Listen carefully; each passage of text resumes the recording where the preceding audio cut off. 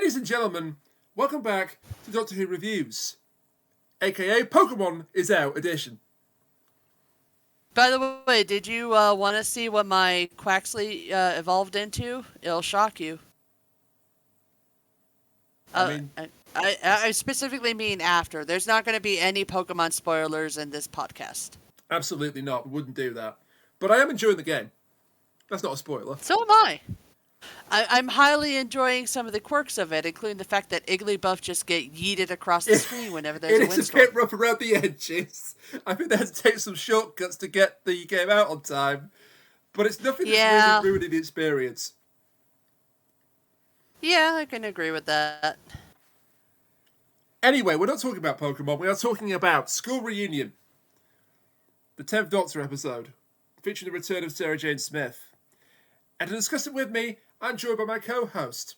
To my virtual left, black-hearted evil, brave-hearted hero. She is what she is. It's Kat.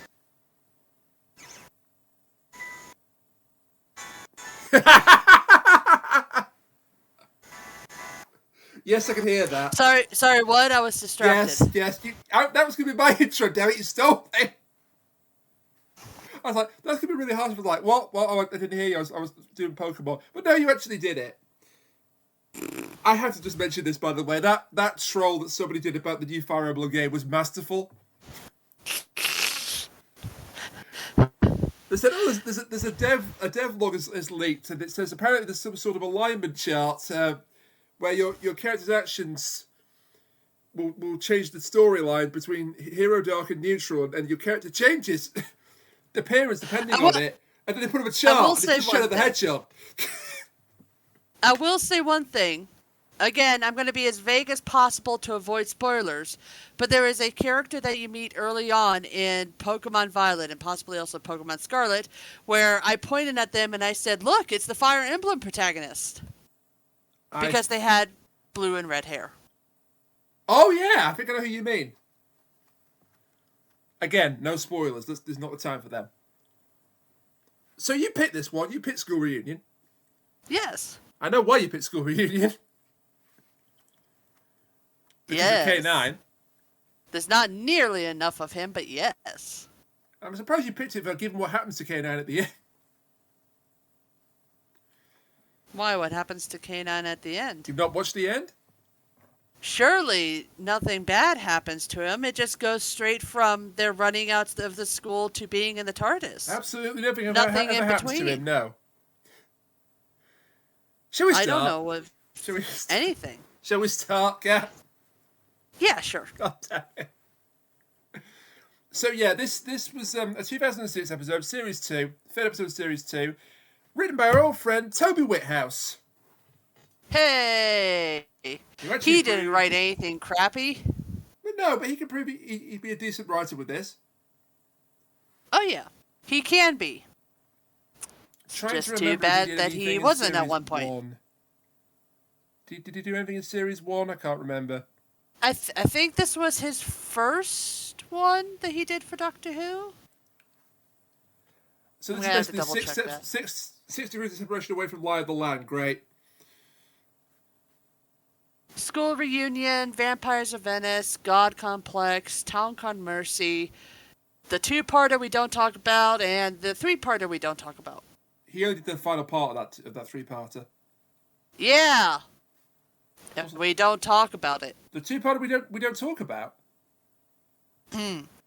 Certain. Oh yes, he did write that. Yeah.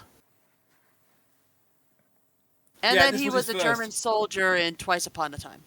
Yes, and people are saying, shoot him, what are you doing? Pull the trigger. A bit harsh. But they had to sacrifice the lab. He's not bad. I would say that based off of what he's written, that's good, and based off of what he's written, that is bad. Middle of the road. Yeah. I mean, Vampires of Venice is, as I say, is an underrated classic in my opinion.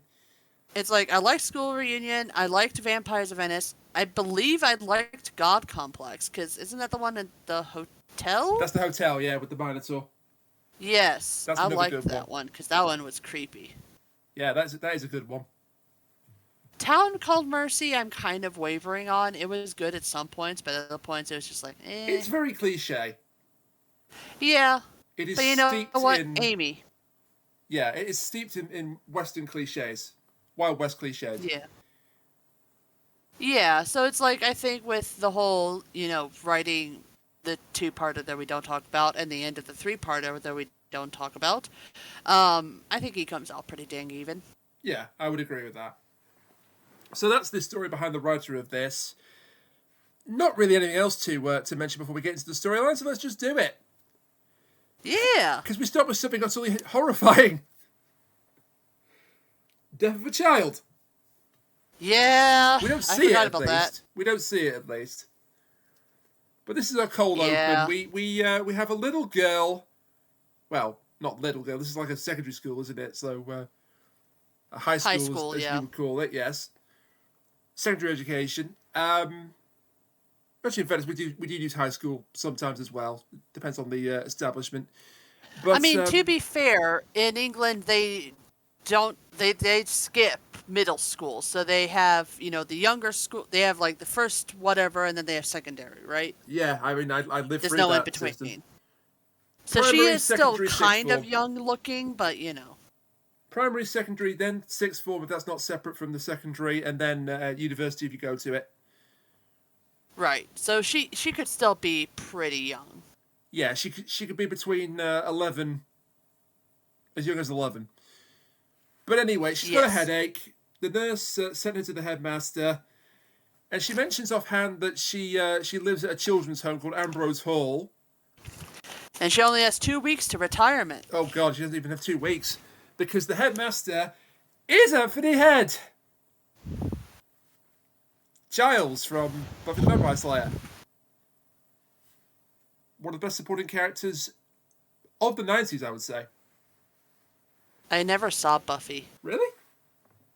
Yeah, I wasn't really into it. Well, he's great at it, take it from me. And he is, of course, a great actor in his own right. He's also in Merlin. He's the king. Yeah, that I kind of knew about because I did watch Merlin for a little bit. Yeah. Is it Uther Pendragon?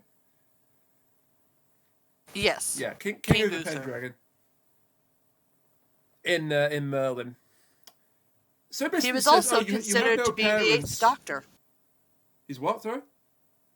He was in consideration to be the Eighth Doctor. I can see that. He would have been good. A doctor.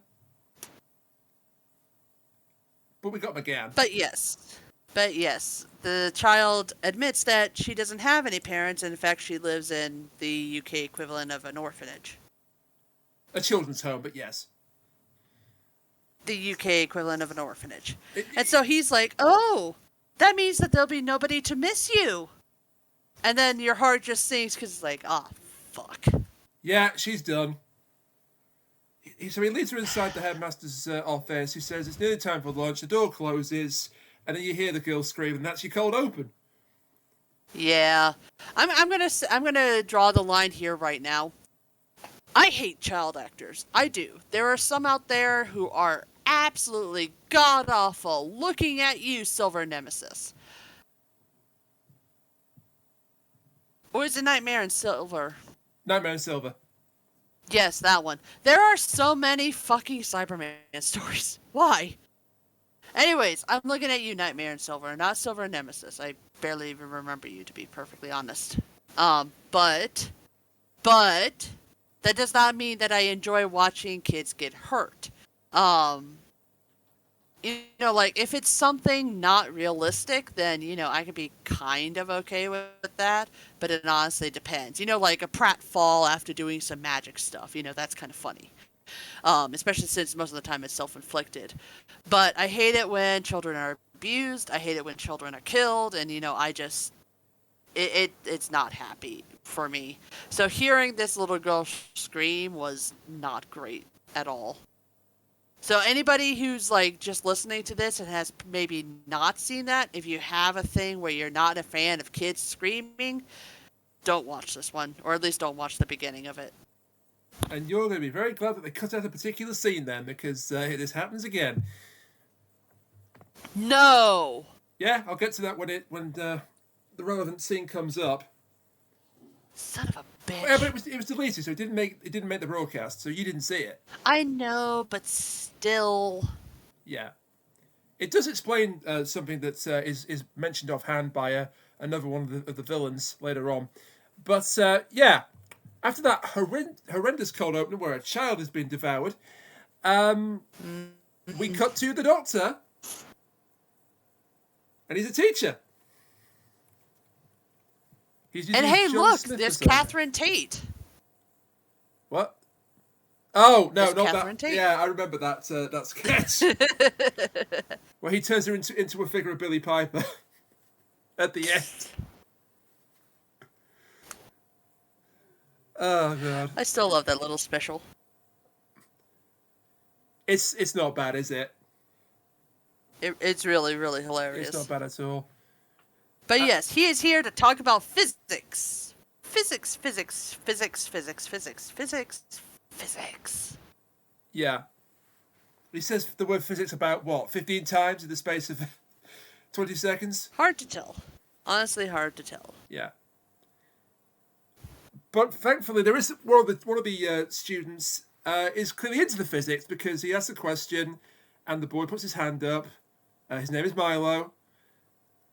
He gets the answer right. The Doctor uses the word he'll never use again, correctamundo. Correctamundo. Who the hell came up with that? Because that's not a Whithouse invention. That's an actual thing that I've heard people say. I say it sometimes. Really? But I pronounce it correctamundo. Yes. Because that is the correct way. Whereas I've never used it in my life, so I get it incorrectly. Never mind. He keeps asking questions. Milo keeps answering them. But then the questions get really, really complicated and he keeps answering them. Yeah, up into the point where the Doctor's like, okay, how do you travel faster than light? Which Milo answers completely correctly, apparently. By opening a quantum tunnel with an FTL factor of 36.7 recurring. And the Doctor's face just drops like, what? And nobody else is shocked by this. Every other kid is just like, yeah, it's school, we hate it, it's boring. I mean, he Which honestly, this is some of the best child actors I've seen. Really? Yes, they stay quiet and in the background. That's harsh, but that's also hilarious. Again, I'm making jokes, I'm being funny, I still don't like children getting hurt. No, unless it's their you made own that fault. perfectly clear. So I may want to skip this next bit then. Milo doesn't show up again in the story. No! There's a reason for that, I'm afraid. No, but he's such a cute kid. In the next scene, you remember the teacher, I swear I'm not being racist. Yeah, the teacher in the cafeteria is like, Milo failed me. Yeah. Well, in the original version of this scene, the Doctor's questioning of Milo leads him to collapse. And so he's taken to the school nurse, who probably eats him. As I say, I'm kind of glad that scene was cut out. I can see why. It's like having one child being implied to be eaten is already really, really dark. Having two of them just sets it in, and it's just like, oh, fuck me. Yeah. We also know the nurse was in on it, because it was the nurse that sent the little girl, Nina, her name was Nina, sent Nina to the headmaster, knowing that she wouldn't be missed, which is so dark. Jesus Christ. Yeah. God. But wherever the Doctor is, at least for the first two series, Rose is in tow. And so Rose is also working at the school as a dinner lady. And she is so mad at the Doctor about that. Yeah, she's been here 2 days, she's hating it. She hates the discipline, she hates the fact it's a school. She hates the fact her superior keeps telling her off. She just hates it, basically. But they're here to investigate. So the Doctor is taking the role of a substitute teacher. And Rose is a dinner lady. Which I can kind of see why, because she probably doesn't have the ability to fake the credentials, or, let's be realistic, the intellectual capacity of being a teacher. Well, that's one You know, reason, she's... but another reason is actually explained 2 stories after this in the Cyberman, part 1 of the Cyberman two-parter. I don't remember that. Rise of the Cybermen in the parallel world, in Pete's world. Oh. Because he wants to get into the party.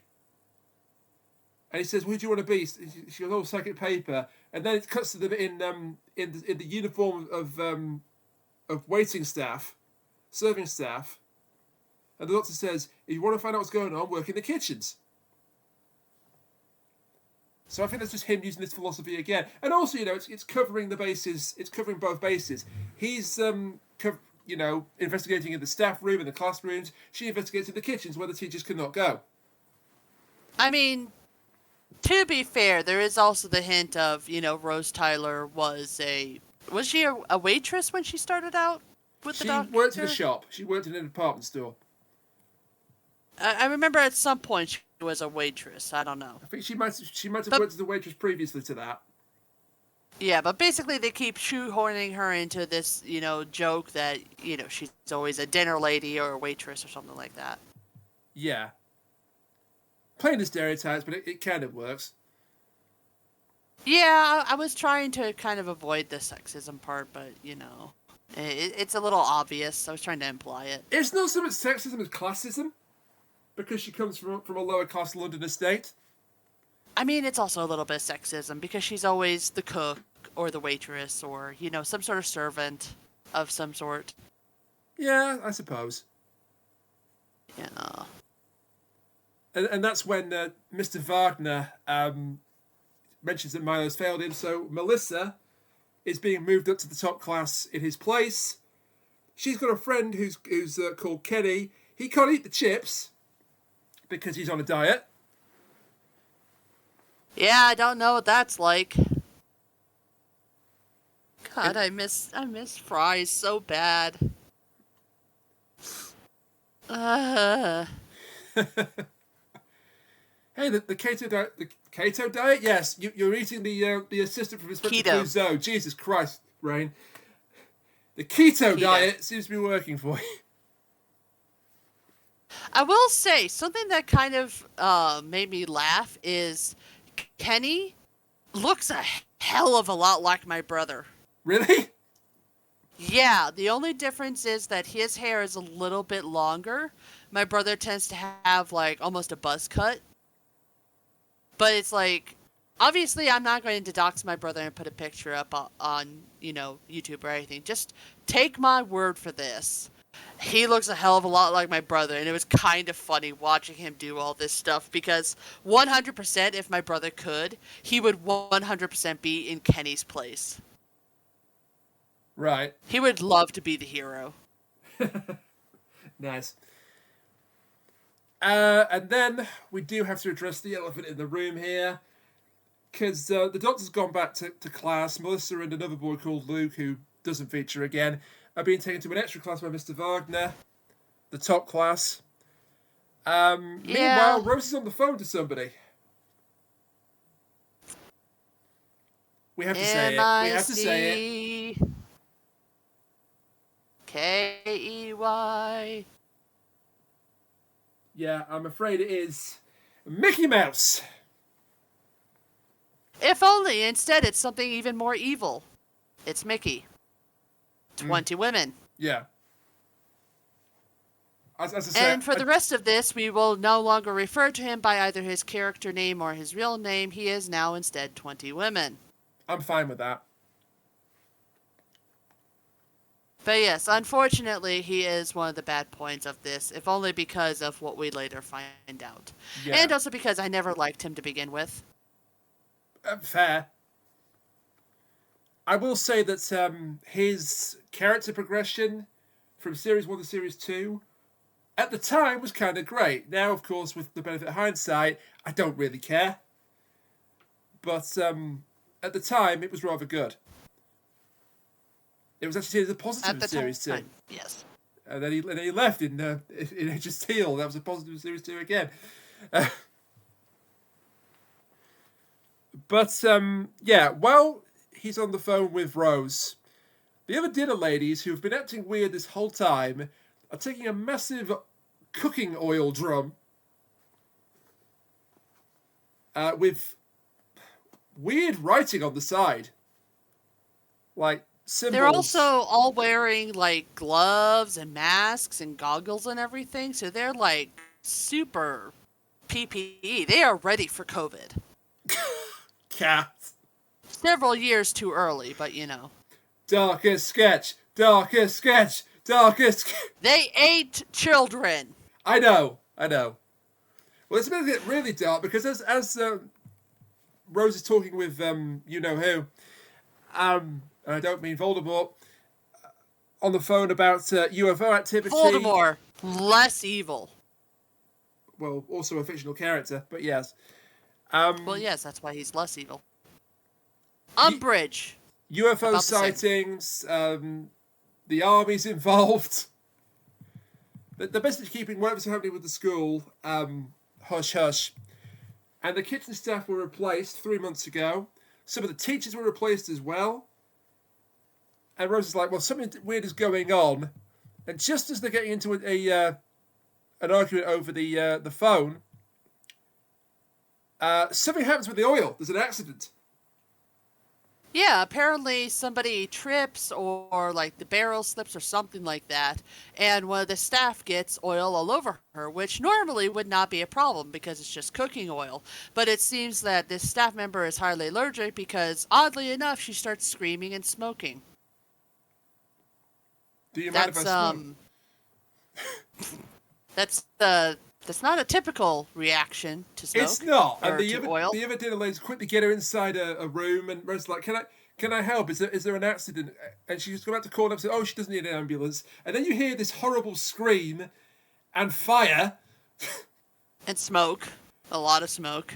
And the head dinner lady's like, "Oh, it's fine. Like, she does that." She does that all the time. She overreacts, and Rose is just like, "Okay." She dead. Yeah, she hella dead. Because we see that the oil that's been spilled has actually eaten its way through the metal in the dining room. So what the hell was this oil? Was it acid? I don't remember seeing that. Yeah, I'm sure there's a cutaway of that briefly to show that it's corrosive and eaten through it.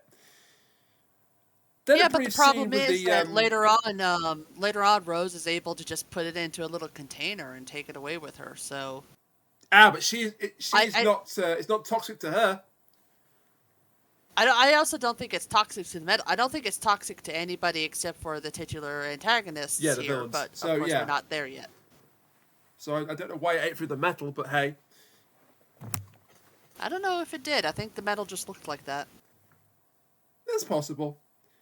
Anyway, after a brief scene where Mr. Wagner is basically enslaving the children to computers, and they start typing faster and faster and faster, we then get our... You know what this reminded me of? The Demon Headmaster? No! There's this little show, some of you might have heard of it, Frez definitely has, called Sailor Moon. Oh? And there's an episode where you meet Sailor Mercury in a school it's like a cram school that she goes to. Yeah. And the whole evil plot is that there is a monster there using these CDs, or now it's CDs. Back in the day it was floppy disk because 90s. In order to enslave people who were super smart to the computer and have them type, essentially give their energy to the Dark Kingdom. So it highly reminds me of that. It's been a long time since I've seen Sailor Moon, but you're right. I do remember that. Yes, it was a fantastic episode. You got to meet Sailor Mercury, and she was badass. Yes. So anyway, after that brief scene, we get the major guest star appearing for the first time. Sarah Jane. It's Sarah Jane. She is taking the role of a journalist who is interviewing the headmaster at the school about the. Wasn't she originally a journalist? Yeah, she really was a journalist. Yes. So she's not taking the role; she just is a All journalist, right, but she's using gone that as an undercover. excuse. Her excuse for being in the school is that she's doing a story on the new policies at Defreyvale High School. And there you go. It's even called high school. So we do have some high schools in the country, but Hey.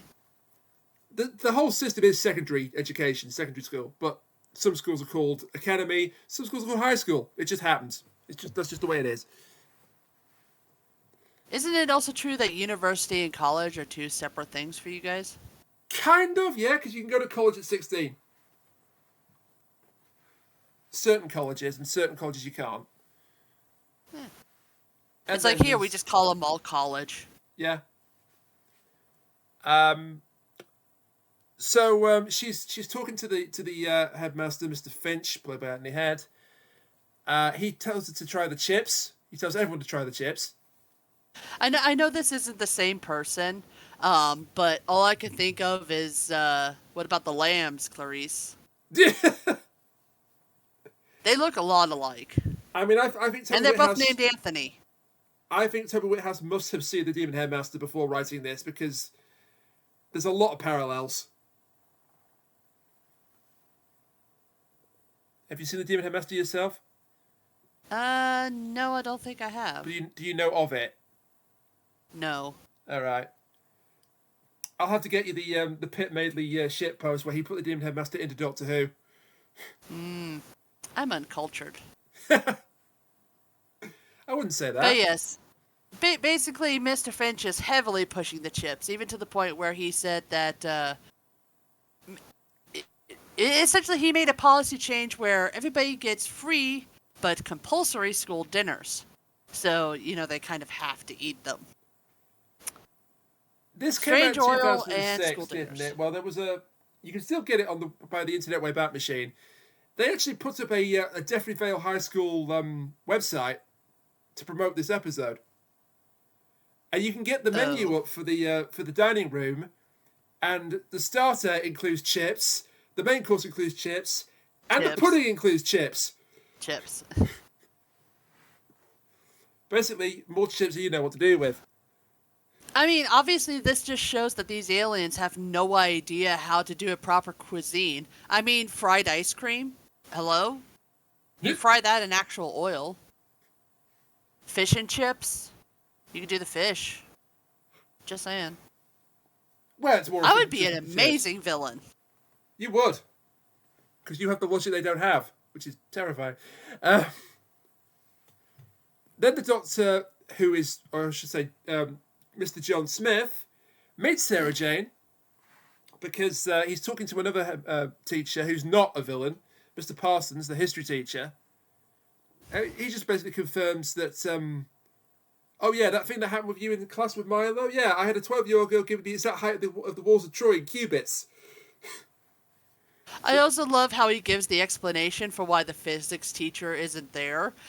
She apparently won the lottery, despite the fact that she's never played, and the winning ticket was posted to her. Subtle. Yeah. Subtle, Doctor. She, it's a bad Bond film, but it reminds me of that bit in Quantum of Solace where, Bond is met by, Agent Fields, and she's like, I'm taking you back to England on the next flight home. Our cover story is that we are teachers on sabbatical. And he says, we're not staying in this hotel. And he gets to a high one and says, we are teachers on sabbatical who have just won the lottery. It's one of the few funny moments in that film.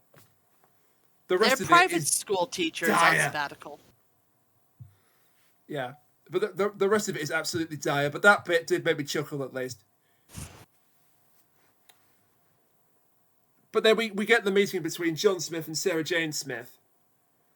And the, it's like, it's so amazing because you can see that it's not just the Doctor who's smiling happily. That's David Tennant there. He's like, oh my god, my champion's meeting me. Him.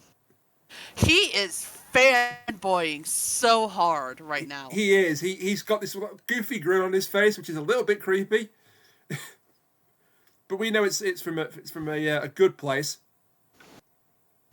It's just admiration. Do you think at this point that she already kind of guessed who he was?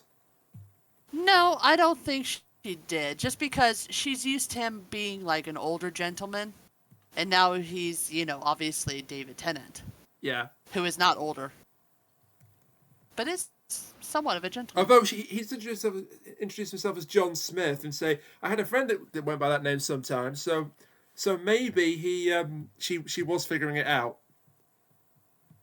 I don't think she did until she saw the TARDIS. It's like she made the connection in her mind, but she didn't fully put it together. That's fair. It was there. It was there in the back of her head, and so once she later finds the TARDIS, because obviously she finds the TARDIS, then she puts it together and she's like, "Oh, holy shit, that was him."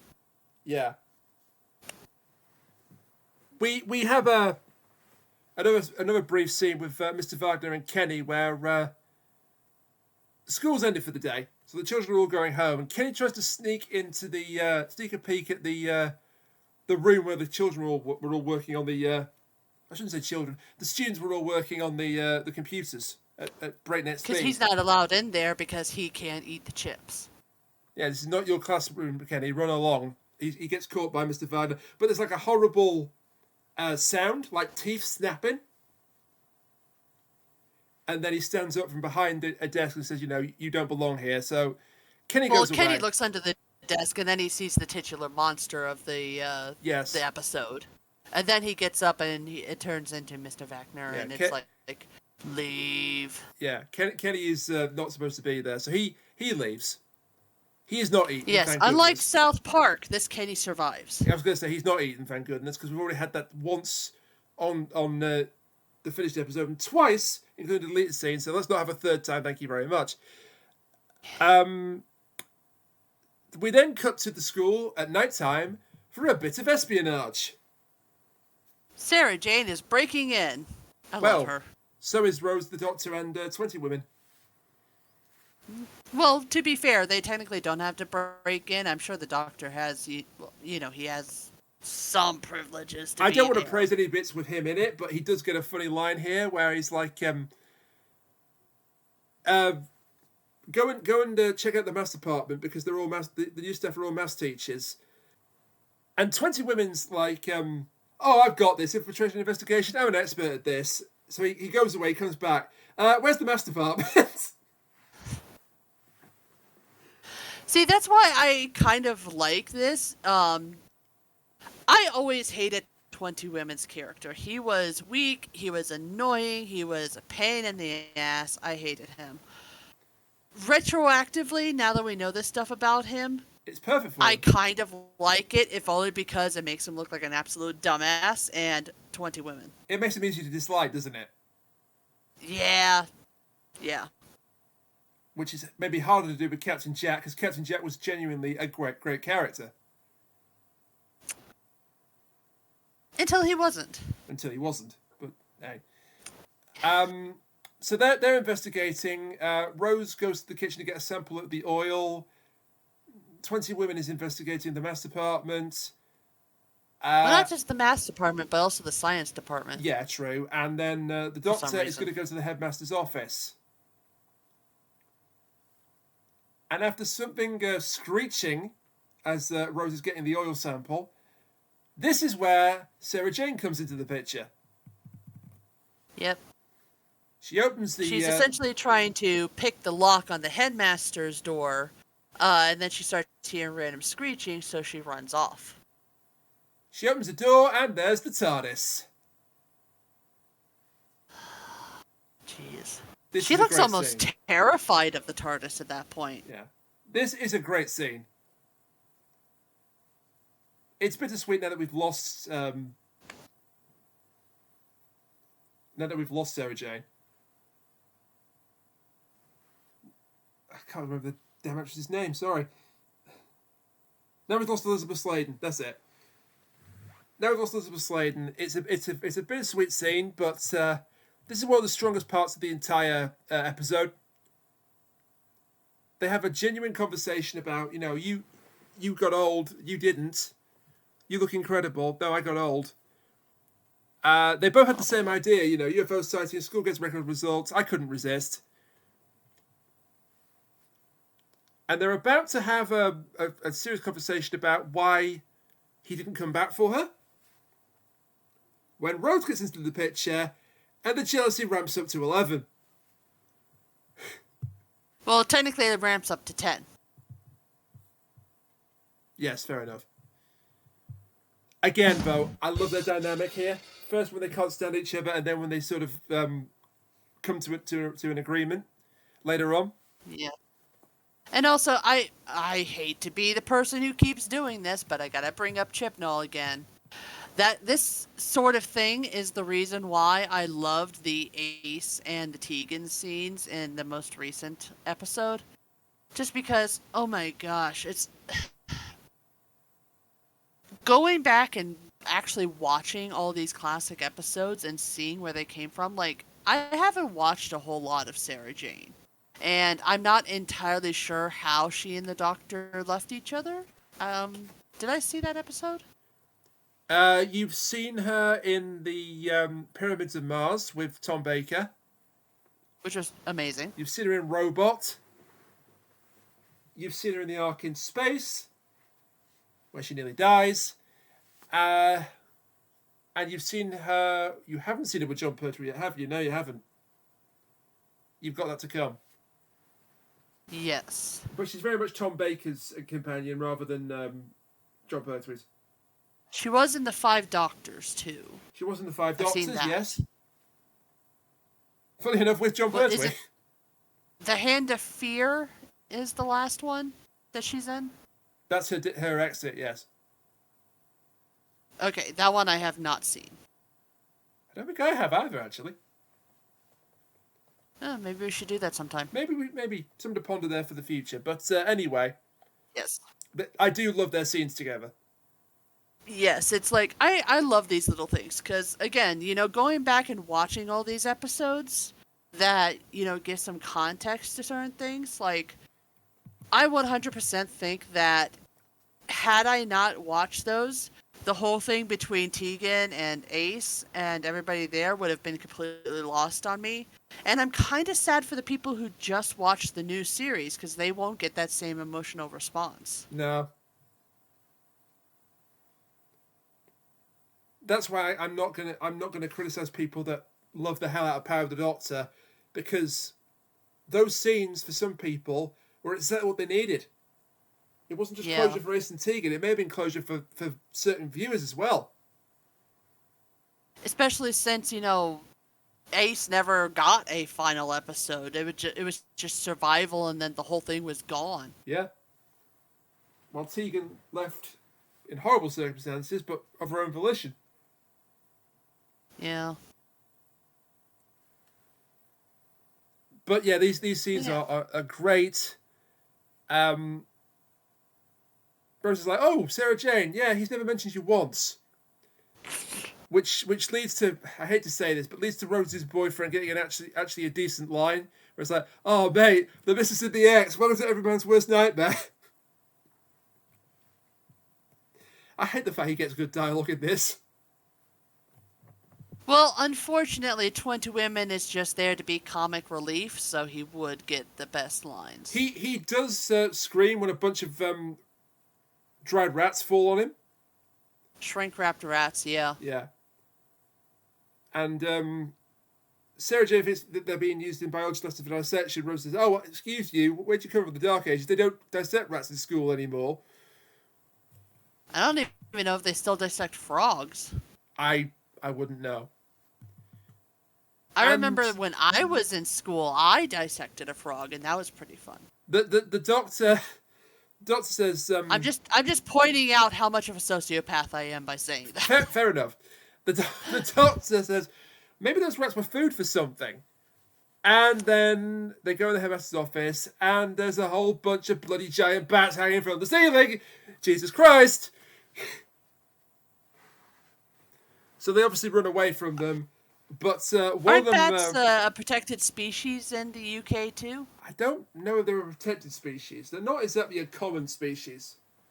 I'm pretty sure they're protected because I distinctly remember There was an episode of Grand Tour where Hammond and May were going to blow up Jeremy Clarkson's house, but they couldn't do it simply because there was a bat in the attic and they had to wait for it to leave. That makes sense. I don't know if they're protected per se, but I think we frown upon killing them. I mean, I refer you to the Ozzy Osbourne incident.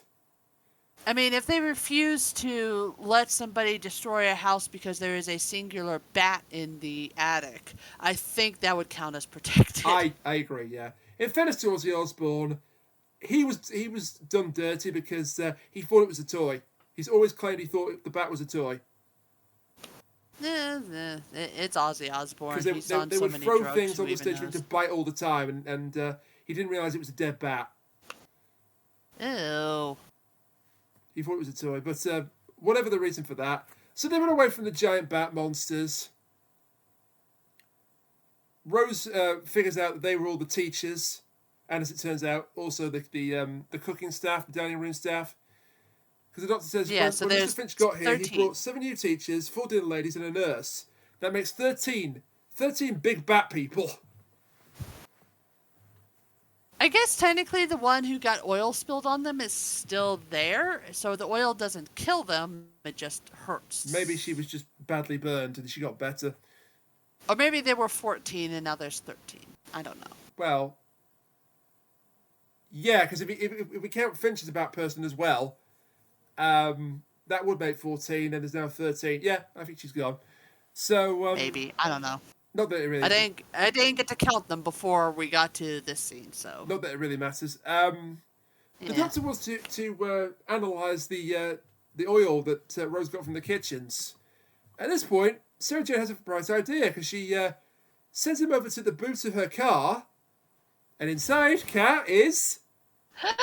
It's K9 Mark III. Yep.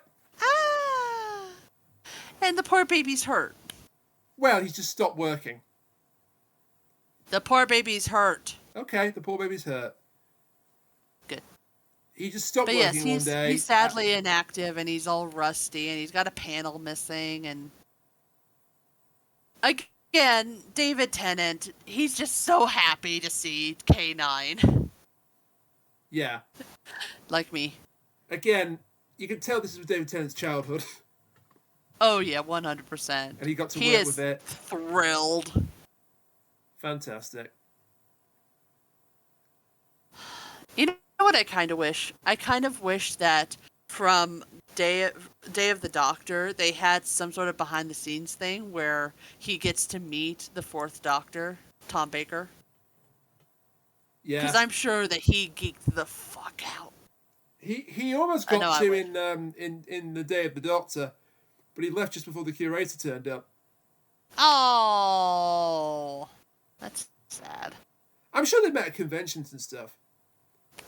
And I hope so. The 2 actors probably met filming that particular episode, but he never got to have a scene with Tom Baker.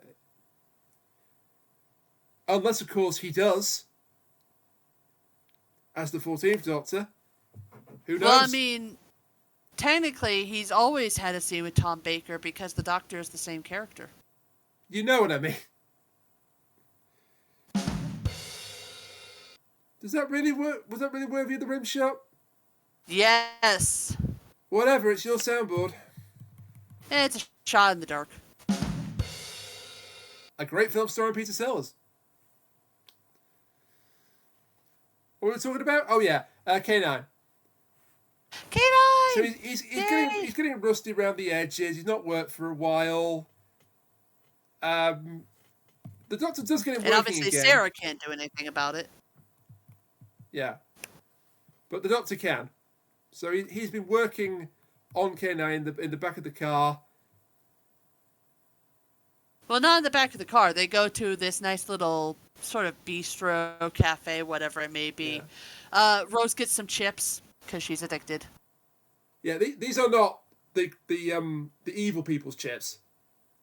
These are just normal, everyday, chips. Delicious, salted. Yes. Pieces of potato that have been fried to golden perfection. Oh, fuck me. I hate the fact I have to say this, but Rose's boyfriend gets some more funny dialogue here. Because he says, it's impressive, it's been nearly an hour since we've met her, and I still haven't said I told you so, although I have put a little I was right dance I can show you later. Again, any other character saying this, I'd laugh. Literally any other character. It's like I was just... I was actually laying in bed while I was watching this, and the entire time I'm just trying to ignore him. He adds absolutely nothing to this story. If you took him out, then you would still have the same The story. we are in a car scene is about the one thing he adds to it. Other than comedy. Yeah. Then, but even then, they could have just had K9 wake up and do it. Yeah. Well, speaking of K9 waking up then, the Doctor has fixed K9, thank God. And after a brief bit where we get the whole Croydon/Aberdeen controversy with Sarah Jane's exit, which was referenced by the cue cards in, of all things, Smile. Not Smile, sorry. There's a 12th Doctor episode where Peter Capaldi has like cue cards, like response cards. Oh, that's Is it Into the Dalek? I believe that is the Flood two-parter. Oh, it's the Flood two-parter. Because one of them is, I'm sorry I left you stranded in Croydon/Aberdeen. Yeah, that's before the flood. It's while they were in the little station that's under the water. Oh, of course, that's written by Toby Whithouse. It all makes sense now. Yeah, just a bit. It all comes full circle.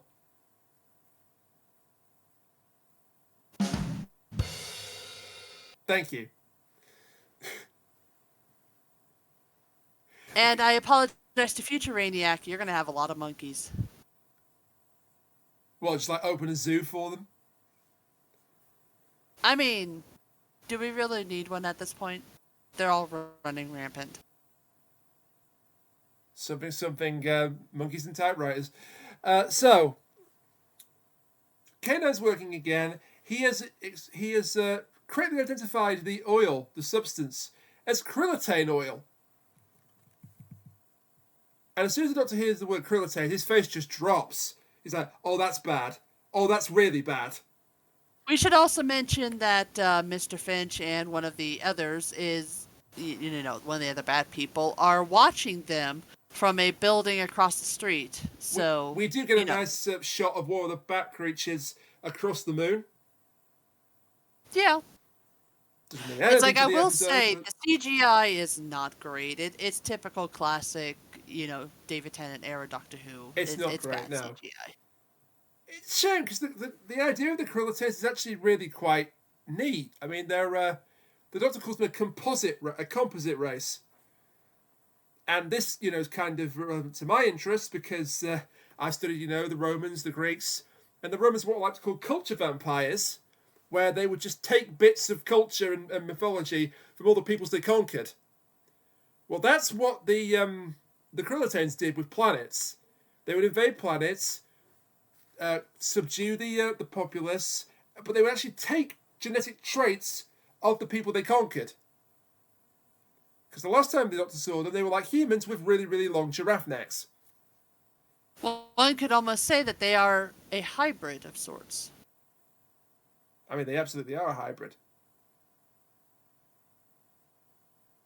But Me would like to know your location. Yeah. Me would like to know your location. I'm not giving it to her. The day I give my details to Arya Stark, the day I stop existing. Did you watch Throne Game at all? No, not really. Did you see what she did to Frey Walder? No. Dear God. It was actually more what I'm she going did to to Frey assume Walder's it was clan bad. after the episode after that, but still. So yeah, these are our villains, the Krillitanes.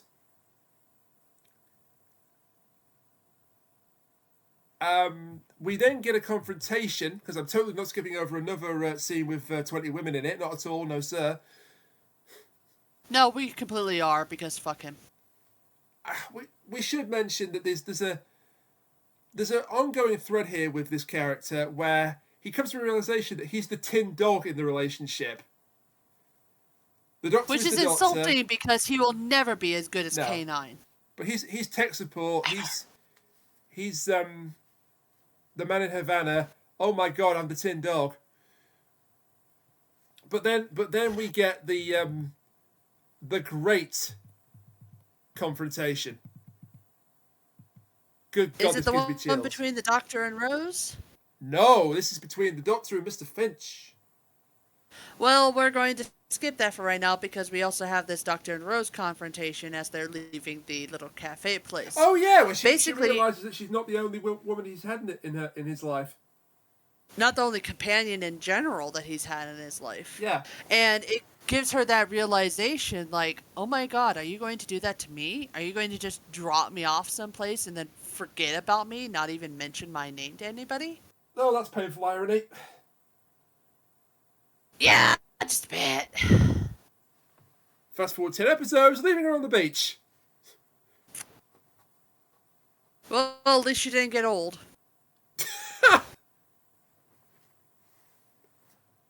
I was going to say that one is worthy of the rim shot button because I was suspecting that. Meanwhile, Frez is just, rolling. He's screaming. No at the top of his reason, he's lungs. just rolling. Yeah. Yeah, so the Doctor then gets serious and says, Rose, I don't age, I regenerate, but human beings decay, you wither, you die. Imagine watching that happen to someone who you, and he doesn't actually say the word love. So he changes tack and says, you can spend the rest of your life with me, I can't spend the rest of my life of mine with you. The curse of the Time Lords is I have to live on alone. The mention of Time Lord gets Finch to perk up, by the way, because he's still listening in. Oh yeah, he's like 100% like Time Lord, and everybody looks up and they're like, ah, and he's like, ah, and then his buddy is like, the other Krillitane swoops down, but doesn't touch any of them. Yeah, that's a little weird. Yeah, I thought that was going to lead to something. It doesn't. No, it just swoops down and scares the pants off of him. It might be to show that we could kill you any time, but we're not going to because of what happens at the swimming pool. No in a minute. idea. So the next morning arrives. The students are filing into Deathry Vale High School again.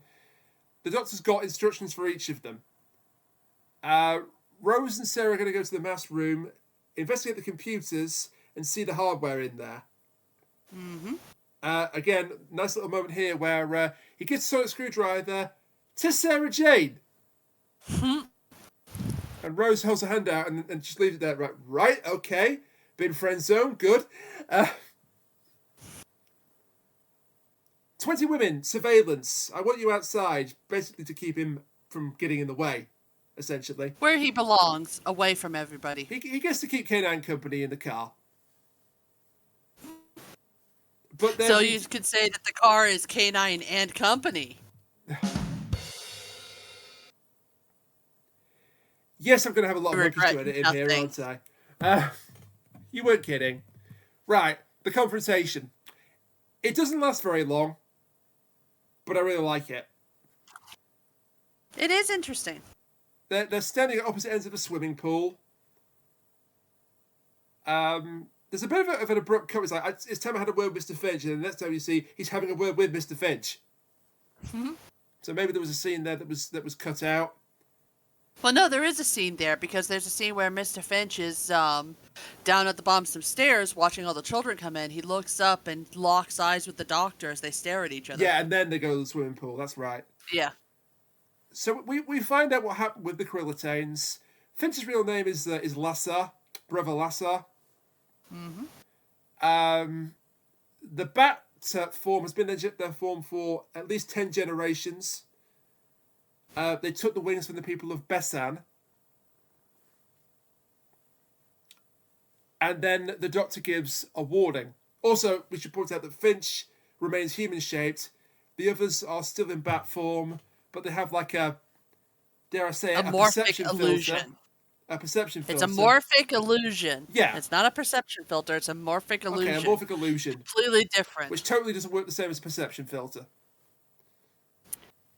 Completely different, and it's not the same thing as illusion discs. The Krillitanes are clearly a very, very ancient race because they know of the Time Lords. They know that the Time Lords are extinct.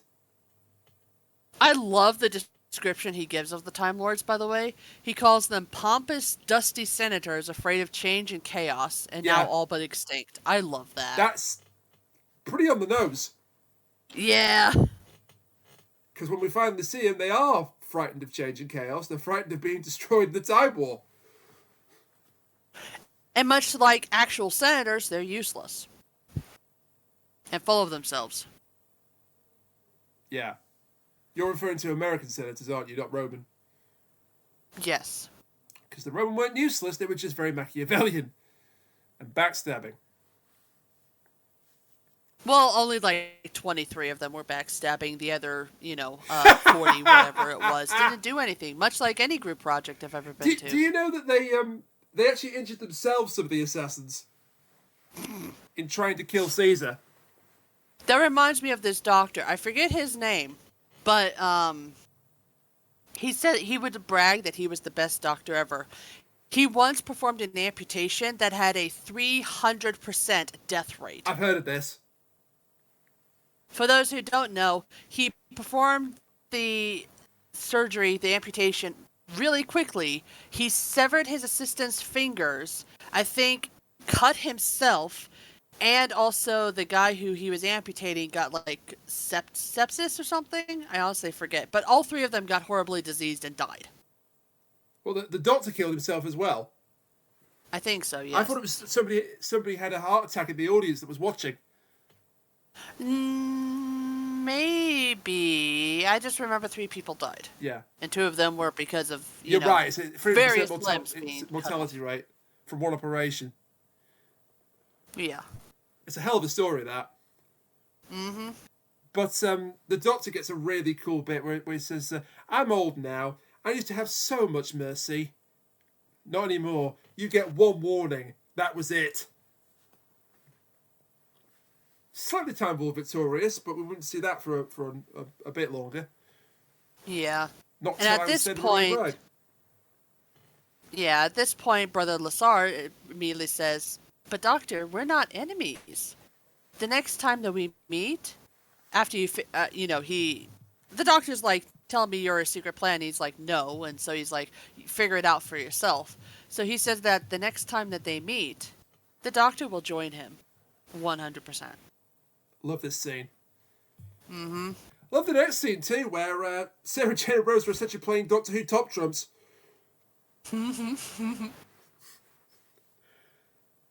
I love this. This is great. I love this so much. They're bragging about where they've been, what they've encountered, what they've done with the Doctor. It's like, they're naming all these different things that they've seen, and Sarah, ends on, I've seen the Loch Ness Monster, and Rose is like, really? Yeah, and that's what gets them to start bonding. Yeah, because they realize the whole thing's pointless. They're both, they both had fantastic adventures. They can continue to go on to have more. And so, they just, they start bonding by, mentioning stuff that the Doctor does. Like, oh, I don't know, how many times he happens to stroke the TARDIS. Yeah. And Rose makes a joke, like, do you two want to be alone? And then they start laughing together. The Doctor then comes in, they keep laughing. And they're pointing and laughing at him, too. Yes. As the transcript puts it, hysteria is setting in. I wouldn't go that far, but they are laughing quite heavily. This is a fantastic scene, and it's only got 2 women instead of 20 women. Oh, God. Yeah, so... Out of taste, I will not rim shot on that one. Thank you. The Doctor is cottoning on to the plan. So the Krillitanes decide to accelerate the plan. They lock down the school. They eat the staff. I'm not joking. No, they 100% eat the staff. Well, the remaining staff. The remaining teachers that are not Krillitanes. And they also lock all the kids inside and set some of them in front of these computers where they start, rapidly typing, have their headphones on, hypnotized by the green screen. It's So all forth. of them but Kenny, basically. Because he's the only one who didn't eat the chips. Yeah. So he's free and loose inside the school, but he can't get out. The teachers get eaten, as I say, by Mr. Finch and the other Krillitanes. And then the Doctor realises what is going on with the plan. And it's honestly kind of terrifying. Mm-hmm. Because as the students are typing, these alien symbols are coming up on the computers. I think there might be the same alien symbols that were on the oil drums in the kitchen earlier. Possibly. Possibly. One strange symbol is very much the same as another. But they're typing. The Doctor figures out what they're trying to do. They're trying to crack the Scasis paradigm. Which is also known as the God Maker. It's the universal theory. Essentially, the idea is that if you can solve it, you can control everything in the universe, right down to the basic building blocks: time, space, and matter. Yeah, but it's even more sinister than that, because do you remember the chips? How everyone was getting clever because they were eating the chips? Yeah. Well, he does this on Rose. He says, you've been eating the chips. What's 59 times 35? Rose immediately gives the right answer and then is shocked. Yeah, and so Rose is actually the one that says they're basically turning the kids into a giant supercomputer.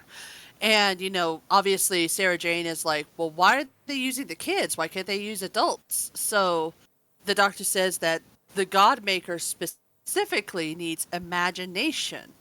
They're not I love his line, honestly. He says they're not just using the children's brains to break the code, they're using their souls. Yeah, that's kind of chilling.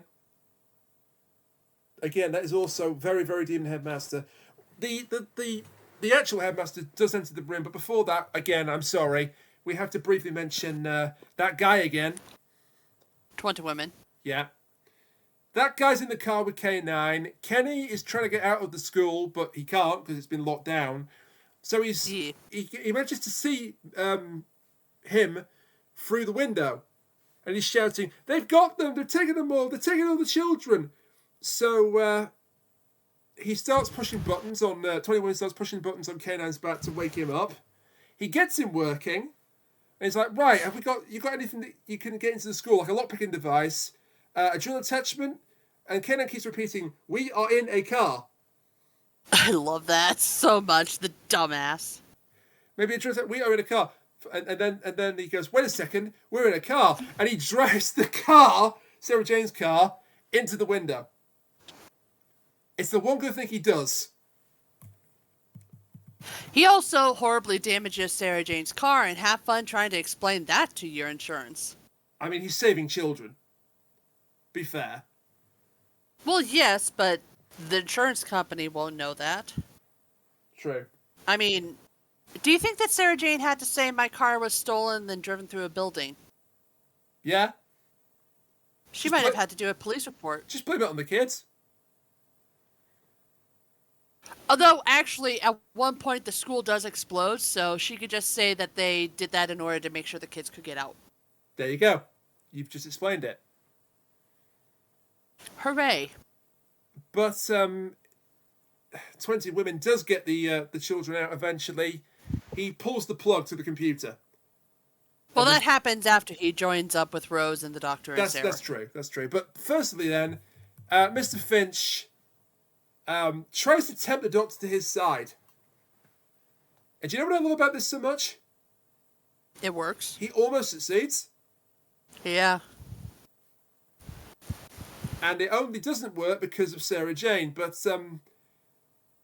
he's trying to tempt me. So think of it, the paradigm's solved. Reality becomes clay to mold in our hands. We can shape the universe. We can improve the universe. Think what we can do. He can make it so that the companions never grow old. He could bring back the Time Lords. Yeah. And the Doctor seems to get this. He goes, "I can save everyone. I can stop the war." And it's Sarah Jane that manages to stop him. She says, "No, the universe has to move forward.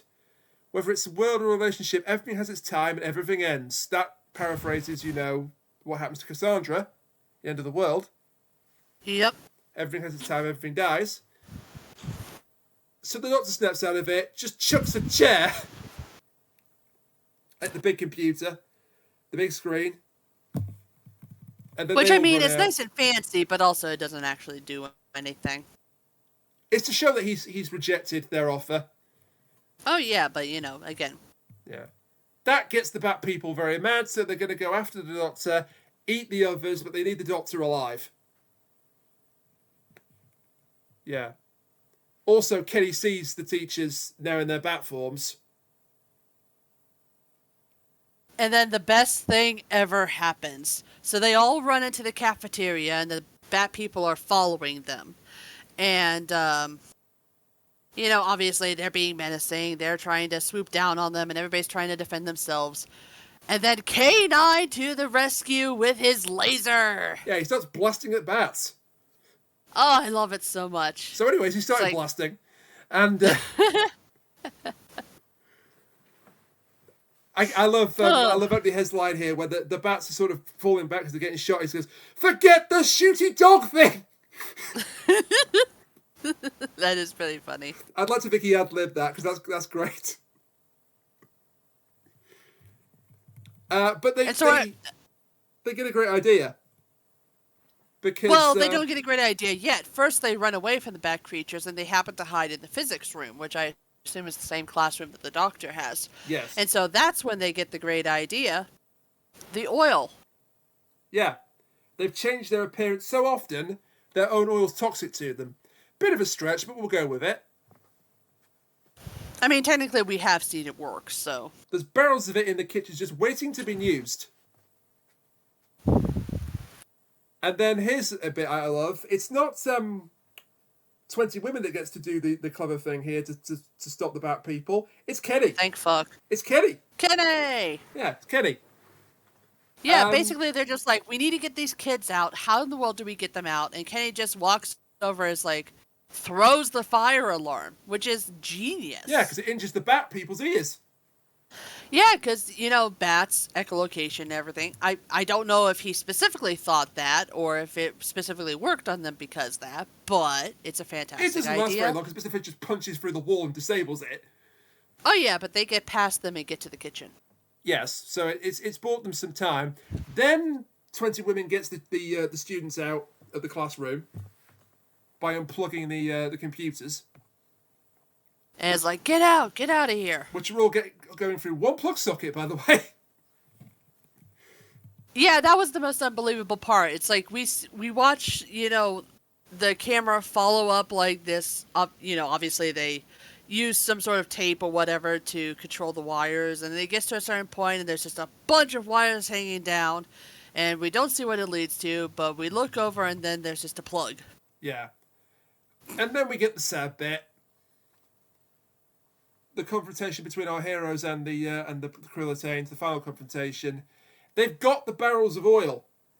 Unfortunately, the headmaster had them deadlock sealed. Not even the screwdriver can open it. And then for some reason, I just sort of blanked out here, so you're going to have to take this part. I don't remember any of this. Yeah, fair enough. I can understand why. K9 says, if I hit the vats with my laser with a direct hit, the barrel won't be able to take it, but my batteries are starting to fail. So K9 stays with the Doctor. Who gets the students out with the help of Sarah Jane and Rose now. And then this is the sad bit. Because the Doctor has lined up the barrels for K9 to get a good shot at. He's got one shot only. And he has to be stationed right beside the vat, which means he'll be trapped inside. And so, K9 has to sacrifice himself to save the day. And there's a really sad bit where the Doctor says, "Goodbye, old friend." K9 says, "Goodbye, master." And then, of course, the Doctor says, "You good dog." And I started welling up. Daft as it is. I started welling up over K9 saying goodbye to the Doctor. Isn't that stupid? Kat, you okay? What? Sorry, I was playing Pokemon. What happened? The doctor said goodbye to K9. Oh, so we're at the end of the episode already, where he Yeah. gives K9 back to Sarah Jane? Well, basically, we have to finish it off. Oh, okay. I thought we were already there, but all right. Mr. Finch gets into the kitchen and says, when you find him, eat him if you have to, but bring me his bread. He's talking about the doctor. There's K9. Finch starts taunting him, and K9 just shoots the barrel. They all get covered in oil. They all start to burn. And then he just gets to go out with a great line because Finch goes, "You bad dog." K9 just goes, "Affirmative." And the school blows up with all of them in it. Well, obviously not all of them, because K9's fine. Yeah. Actually, you're joking, but you're strangely correct. Kenny gets the praise for blowing up the school. Which is hilarious to me, because, like, all these kids are cheering, "School's gone, school's gone." And, I forget what Kenny did, but this girl turns to him and is like, "Kenny, did you have something to do with this?" And he's like, "Yeah." And she's like, "Kenny blew up the school." It's like, maybe don't shout that. Well, they seem to enjoy it. Sarah Jane cries over losing K9. What do you mean losing K9? Well, we're getting to it. No, what happened? I don't remember this. What happened to K9? You blacked out, and then the school blew up, and K9 was fine. Oh, okay. K9's fine then. Okay. But Sarah can't see him again for some odd reason. She decided not to. She gets to go inside the TARDIS. We get that you've redecorated. I like it. But she prefers it as it was. Of course she did. The oil doesn't work anymore because Sarah Jane gives Rose a maths problem, and she can't answer it this time. Implying that she's not very good at maths. I see what you did there. I mean, to be fair, if somebody asked me a math question just out of the blue, I wouldn't be able to do it either. I cannot do math in my head whatsoever. On paper, yes. In my head, no. The doctor does give Sarah Jane the chance to come with them. She refuses. But instead, they get a different traveler. Yeah, I'm afraid it's so. 20 women. Because he's not the tin I'm dog. just as unhappy as Rose. Yeah, Rose sort of says, "Oh yeah, great, why not?" But she's clearly lying. She doesn't want him to come with them. She knew. Rose Tyler knew. Mm-hmm. And then Sarah gets a killer line about, Rose says to her, "Do I stay with him? What do I do?" She says, "Yes. Some things are worth getting your heart broken for." God, that's a strong line. It really is. Sarah thanks the doctor for the travels, that she wouldn't have missed it for the world. And then the doctor says it's not goodbye, and Sarah says, "This time, please do say it." So he says, "Goodbye, my Sarah Jane," and then actually gives her an attack hug. Attack hug! Yeah, so big. He actually lifts her off her feet. It's such a powerful attack hug. I mean, let's be fair. David Tennant just wanted to do that. He could not wait for this scene. If you were in David Tennant's shoes, would you blame him? No. Would you not do the exact same thing? I would. I would. It's like I've actually met David Tennant briefly when I got his signature on something, and the poor guy looks so tired. I just wanted to give him a big hug. Oh, you've probably been thrown about security for that, but... Oh, 100%. That's why I didn't do it. Yeah. But speaking of K9, he's absolutely fine. No, genuinely, he is absolutely fine, because as the TARDIS dematerializes, it leaves behind K9. K9 Mark IV, technically, I guess. Yeah. He was rebuilt after being blown up in the school. And he's been improved. What do you mean blown up in the school? Sorry. Before disappearing, where he was absolutely fine, but she couldn't get to him. And he's new and improved. He's got more functions. And Sarah says, "He replaced you with a brand new model." Affirmative. Yeah, he does that. This episode is so self-aware. I love it. And then they walk off to film the Sarah Jane Adventures. Which, funnily enough, this is the this is the episode that spawned that. Like, she literally got the proposal because she was in this episode, and then they put that bit at the end where it's like, they have work to do. This is also the K9 that gets to go in the Australian spin-off. No, that was Mark 3. That's Mark 3, is it? Yeah. Okay, so that happens before this. Okay. Interesting. So that was School Reunion. Kat, you picked it. What do you think of it?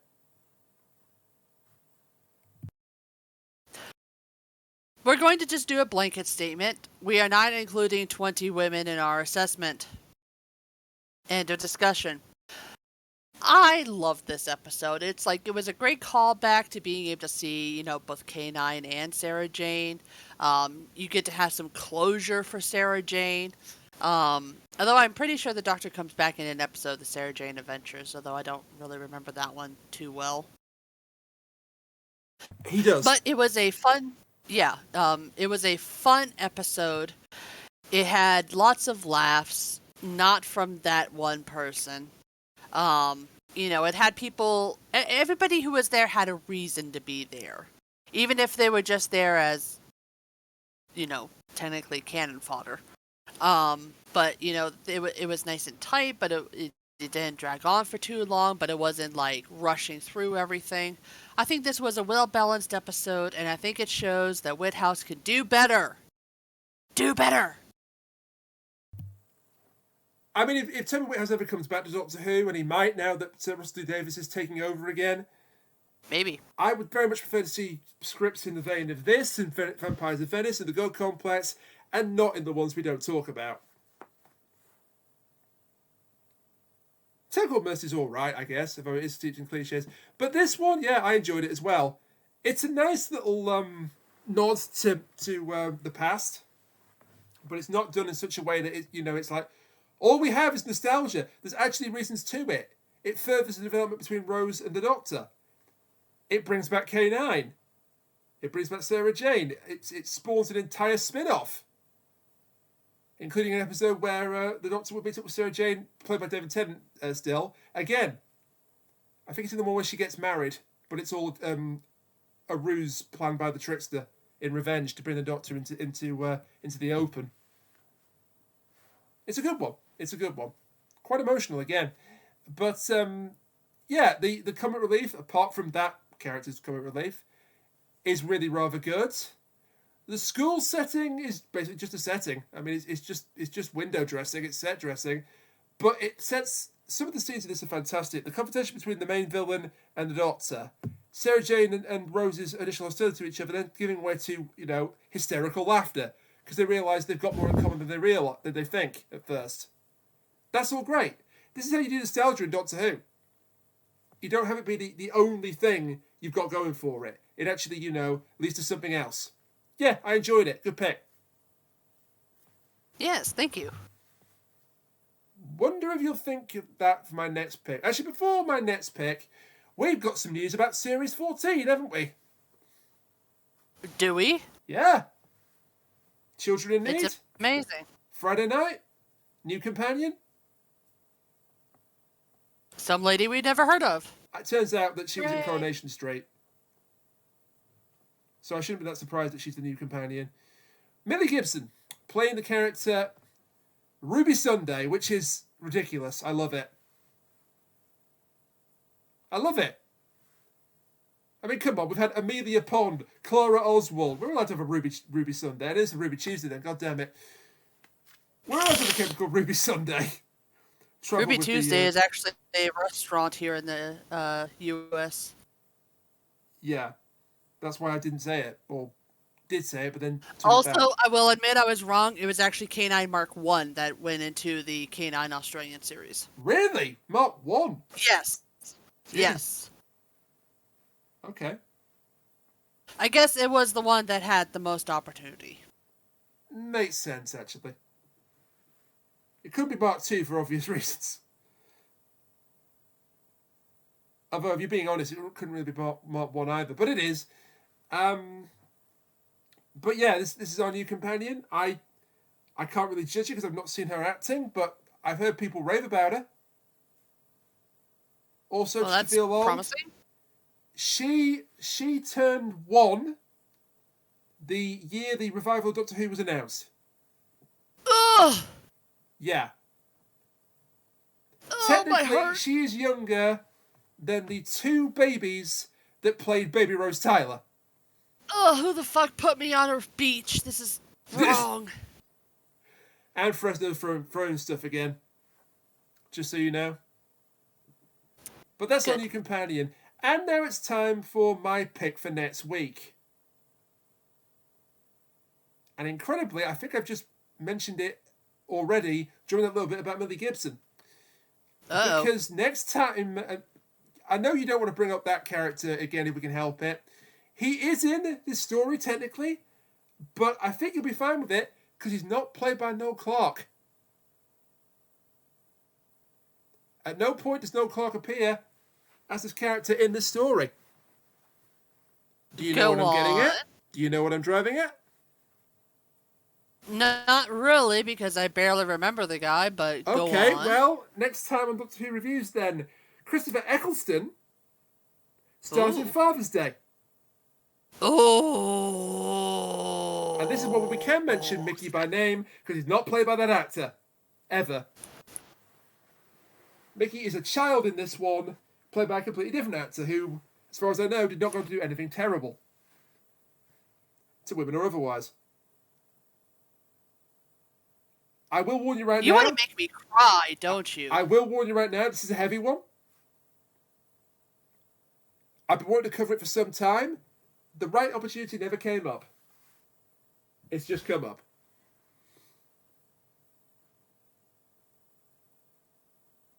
If it makes you feel any better, it still makes me cry. So I'm putting myself through the emotional pain as well as you. Are you okay? No, you're playing Pokemon again, aren't you? No. You are, Maybe. aren't you?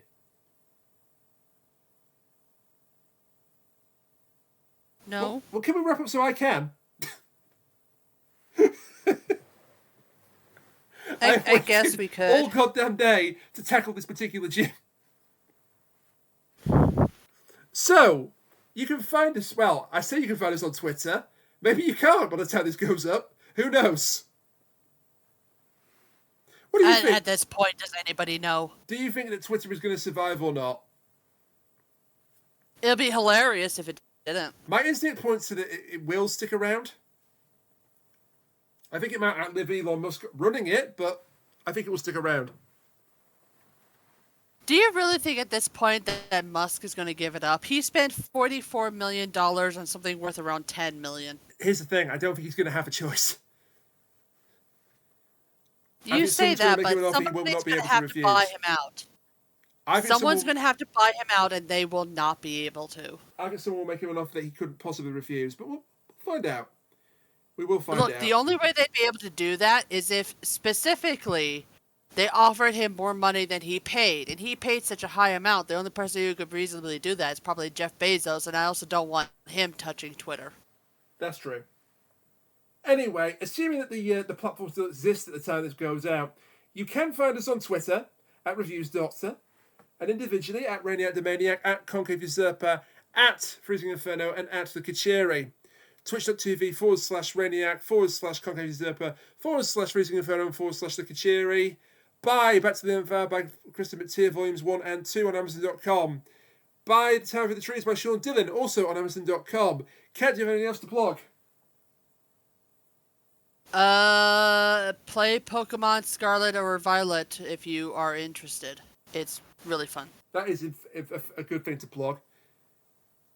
Ooh, and hey, I know people say, oh, but the graphical glitches. Yeah, okay, they're there. We have to acknowledge that they're there. But they don't take away from the experience that much. And I'm not saying this is a shill for the Pokemon Company. Come here, Numel. You're going to be mine. Spoilers. It's a Pokemon from like the 3rd or 4th generation. I know. I think from I Ruby. knew that was in the game anyway. But look, I'll be honest with you. One of the best things about this Pokemon game is not knowing anything about it before I started playing. Oh, damn it, I killed it. Because the discovery that you get, the sense of discovery you get every time you see like a new Pokemon or a returning Pokemon or a character you didn't know was in the game is great. I got that with Pokemon Sword, but I'm getting that tenfold with Pokemon Violet. Because they announced 18 new Pokemon before the game came out, if that. And 2 of those were on the box art.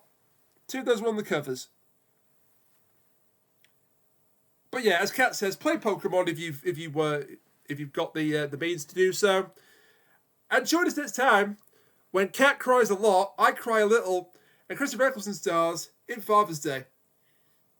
Until then, bye for now. Bye.